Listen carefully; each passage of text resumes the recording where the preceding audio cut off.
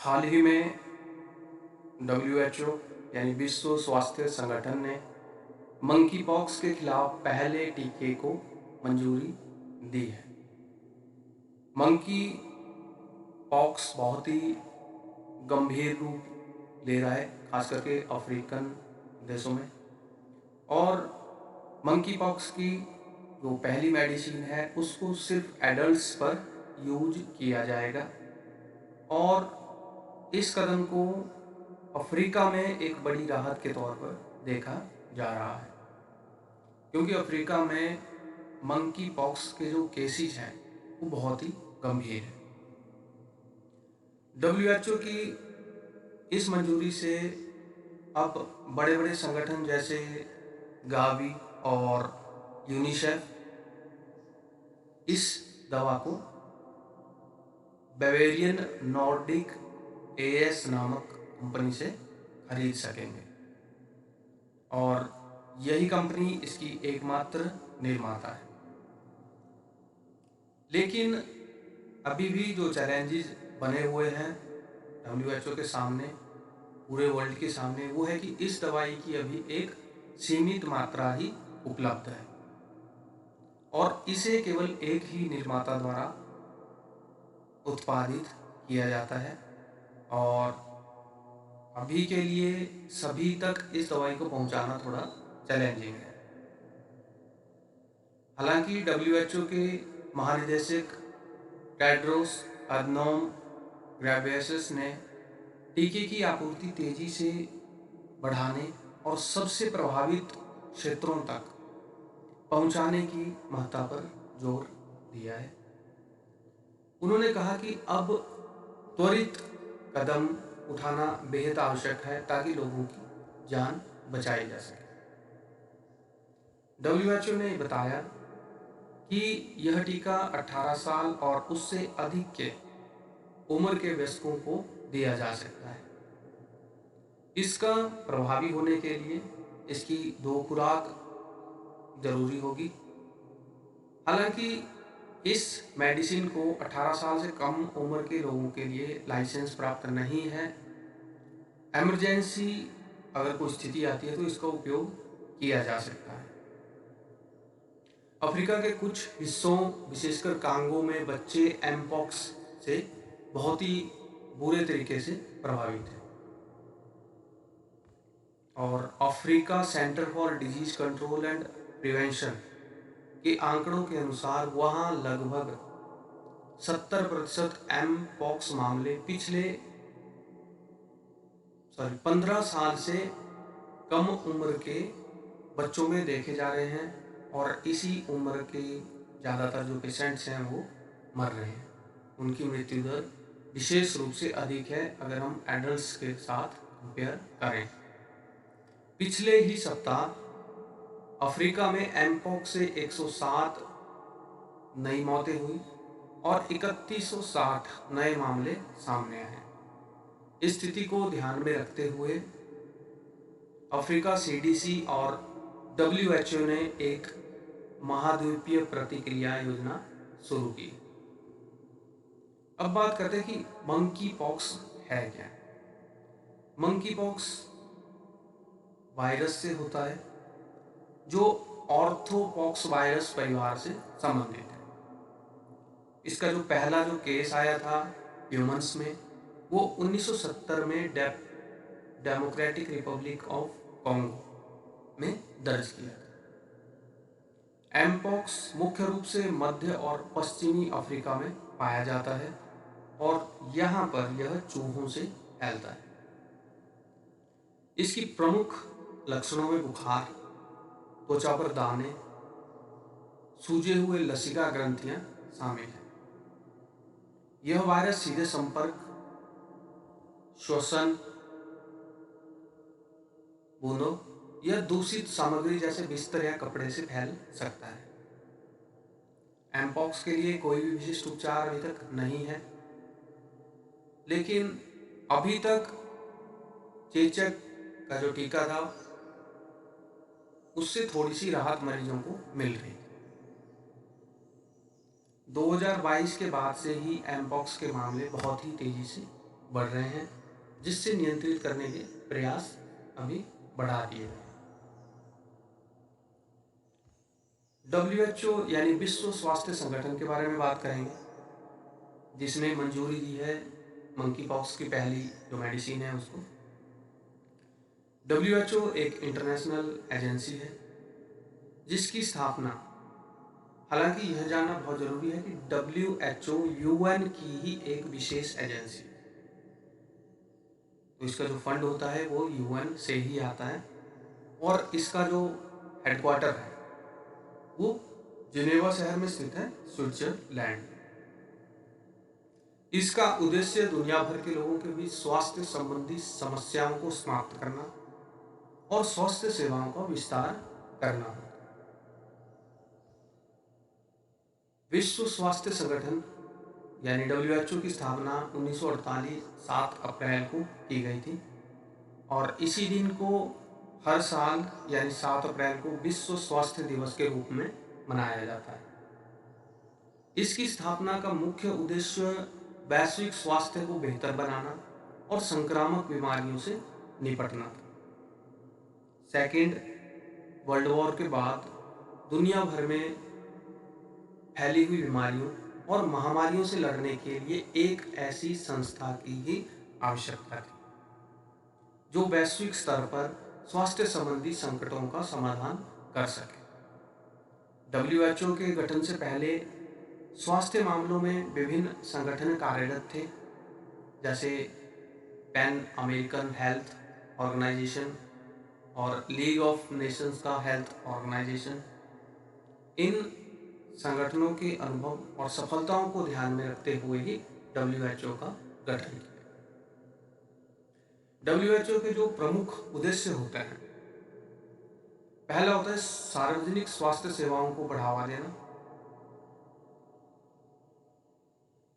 महामारियों और बीमारियों से सुरक्षा, स्वास्थ्य संबंधी जागरूकता फैलाना, वैश्विक स्वास्थ्य नीतियां बनाना, और वैक्सीन और दवाओं का प्रचार प्रसार। तो आपने जब भी देखा होगा कोई महामारी आती है उसमें WHO का नाम जरूर आता है कि किसी दवा को WHO ने अप्रूवल दिया है, या कोई प्रिकॉशंस आते हैं तो उसमें WHO बहुत ही महत्वपूर्ण भूमिका निभाता है। WHO की जो संरचना होती है एक बहुत ही बहुस्तरीय होती है, यानी मल्टी लेयर। इसके जो प्रमुख जो इसके पार्ट्स होते हैं वो होते हैं वर्ल्ड हेल्थ असेंबली, फिर आता है executive board and director general. तो वर्ल्ड हेल्थ असेंबली जो विश्व स्वास्थ्य सभा, यह सर्वोच्च नीति निर्धारण संस्था है। जो भी नीतियां बनती है उनका अप्रूवल जो होता है वो यहाँ पे होता है। यानी वर्ल्ड हेल्थ असेंबली में सभी सदस्य देशों के प्रतिनिधि शामिल होते हैं। यह सभा साल में एक बार मिलती है और संगठन की नीतियों, कार्यक्रमों और बजट पर निर्माण होते हैं। तो बजट भी यहीं पे डिसाइड होता है वर्ल्ड हेल्थ असेंबली में। और जो मेन सोर्स है फंड्स का वो UN है, क्योंकि WHO UN का ही पार्ट है। सेकंड आता है एग्जीक्यूटिव बोर्ड। यह बोर्ड विश्व स्वास्थ्य सभा यानी कि जो फर्स्ट पार्ट है World Health Assembly, World Health Assembly ही डिसाइड करती है एग्जीक्यूटिव बोर्ड। और इसके जो सदस्य होते हैं वो 34 तकनीकी रूप से योग्य स्वास्थ्य विशेषज्ञ होते हैं। इनका कार्य WHO की नीतियों को लागू करना और स्वास्थ्य संबंधी तकनीकी मुद्दों पर मार्गदर्शन प्रदान करना है। यानी कि जो पहले हमने पढ़ा था,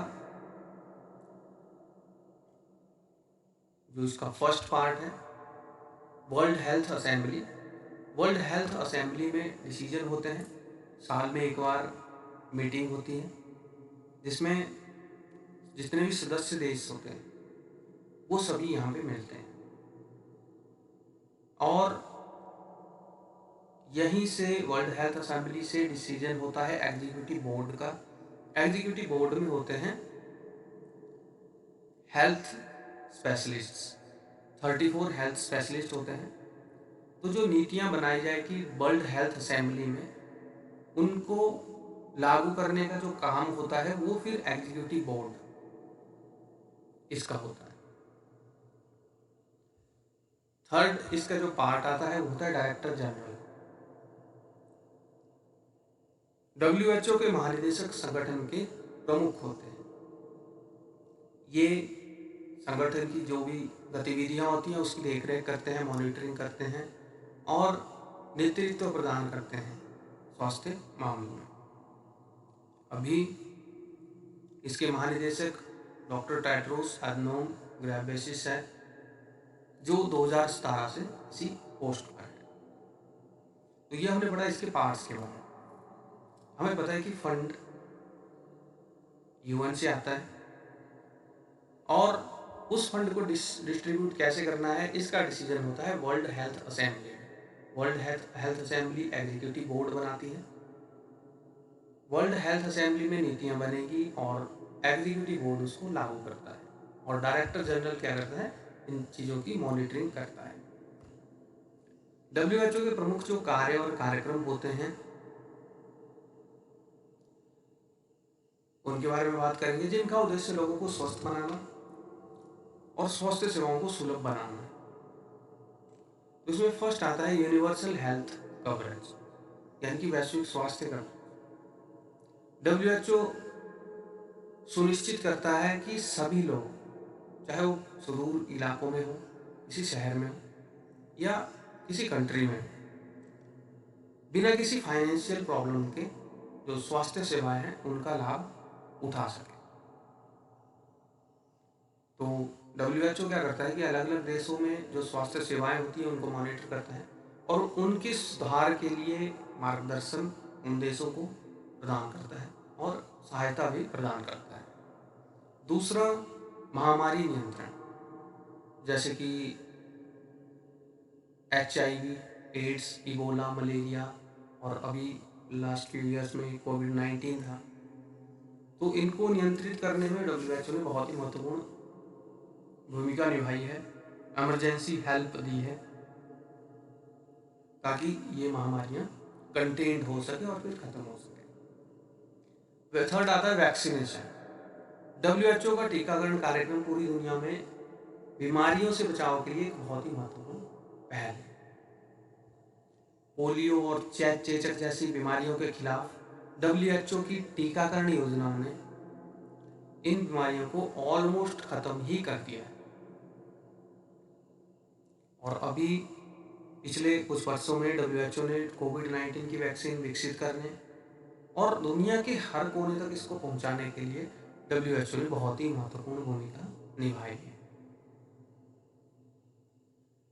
और इसके अलावा गैर संक्रामक जो रोग होते हैं उनको भी रोकना WHO का एक उद्देश्य है।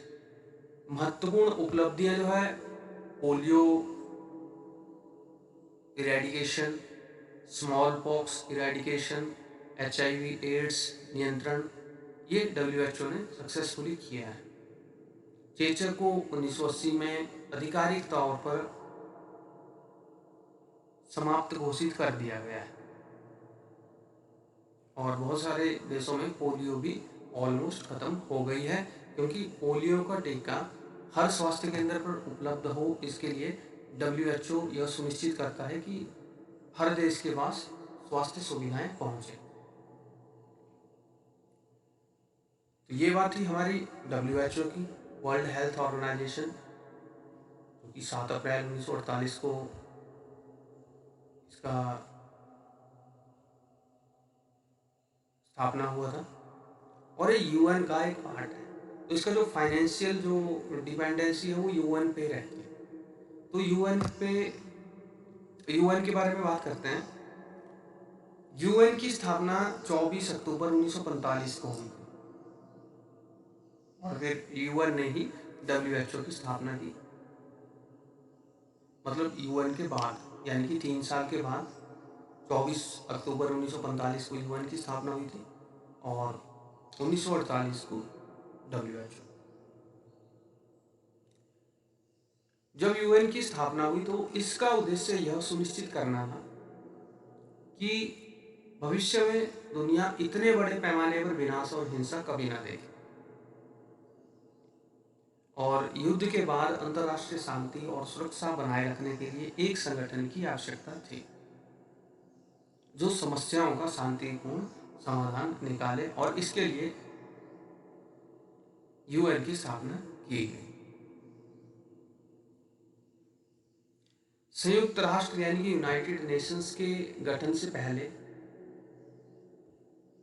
लीग ऑफ नेशंस नामक एक इंटरनेशनल संगठन था जिसे फर्स्ट वर्ल्ड वॉर के बाद पीस मेंटेन करने के लिए बनाया गया था, लेकिन यह असफल रहा और इसके जो द्वितीय विश्व युद्ध हुआ उसके जो विनाशकारी प्रभाव थे,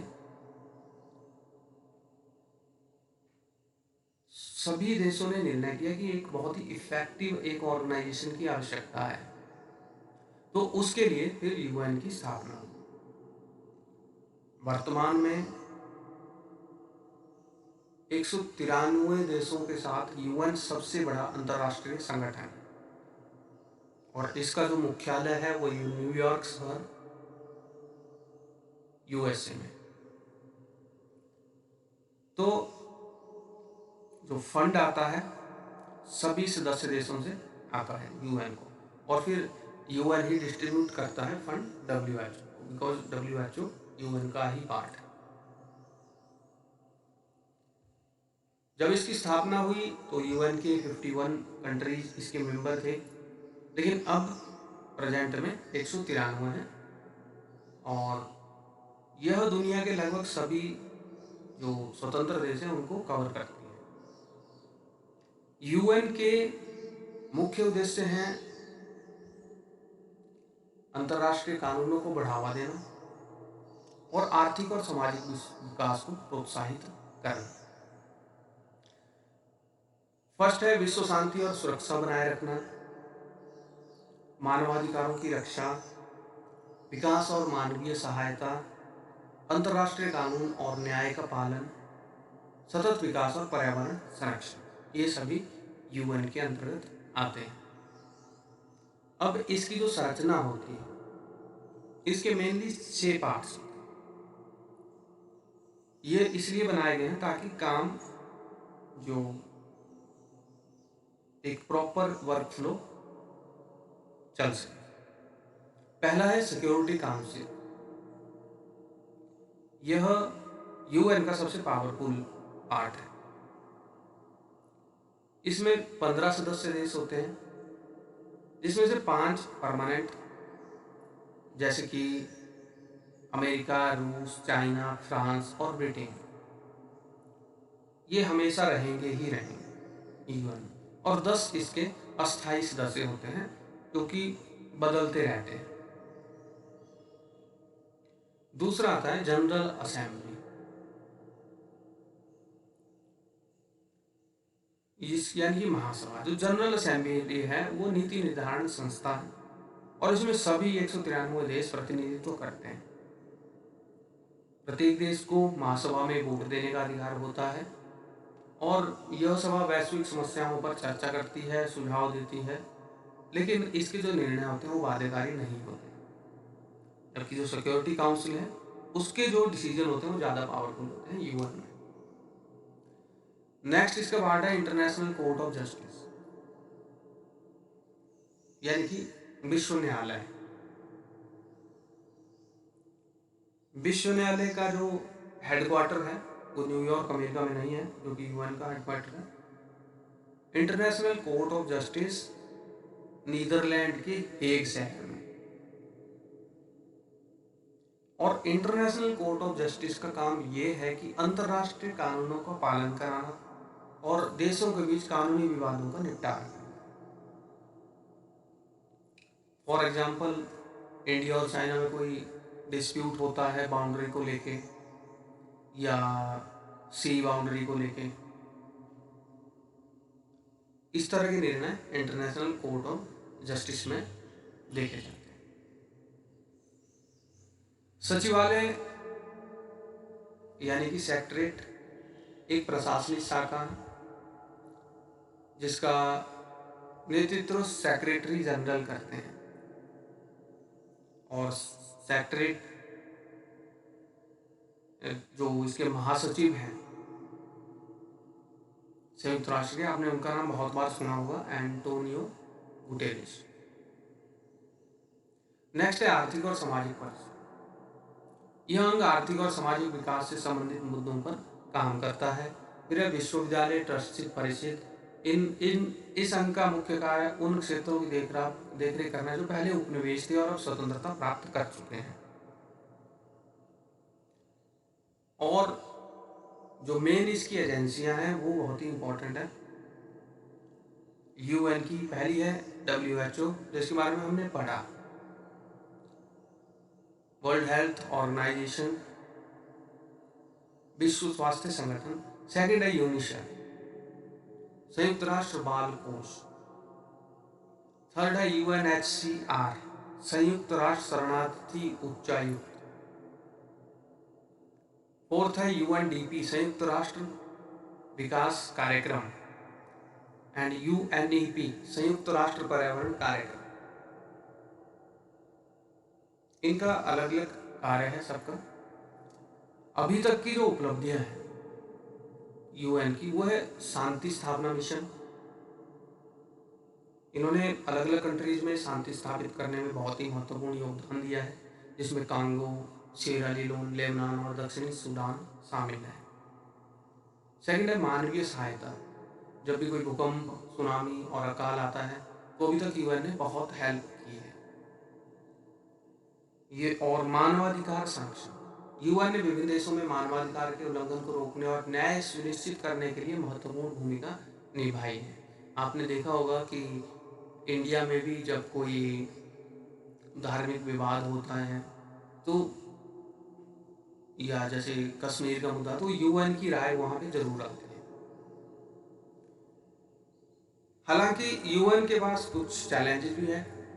पहला है स्वास्थ्य सुरक्षा परिषद में सुधार। जैसा हमने बात की, सिर्फ 15 देश ही उसमें शामिल होते हैं, जिनमें 5 देश परमानेंट हैं, अमेरिका, चाइना, रशिया, ब्रिटेन।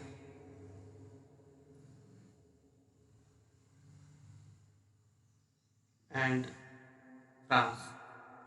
तो इनके पास वीटो का अधिकार होता है। सबसे पावरफुल जो है यही पार्ट है यूएन का, सिक्योरिटी काउंसिल।